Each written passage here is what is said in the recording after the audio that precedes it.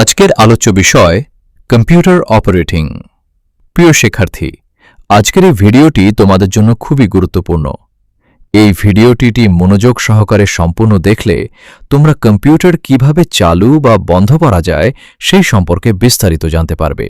Computer চালু করার জন্য প্রথমে তোমাদেরকে কম্পিউটারের সংযোগ ঠিক আছে কিনা তা নিশ্চিত হতে হবে।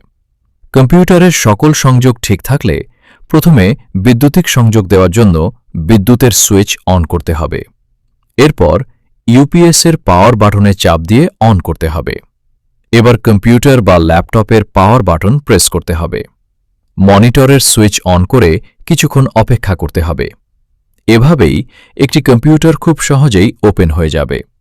এবার কম্পিউটার বন্ধ করার জন্য স্টার্ট মেনু থেকে শাট ডাউন অপশনে ক্লিক করলে কম্পিউটারটি বন্ধ হয়ে যাবে। প্রিয় শিক্ষার্থী বন্ধুরা, আজকের আলোচনা এখানেই শেষ। আগামী ক্লাসে কম্পিউটার মাদারবোর্ডে পাওয়ার পিন সেট করা সম্পর্কে তোমাদের বিস্তারিত ধারণা দেয়া হবে। সেই পর্যন্ত ভালো থেকো। আল্লাহ হাফেজ।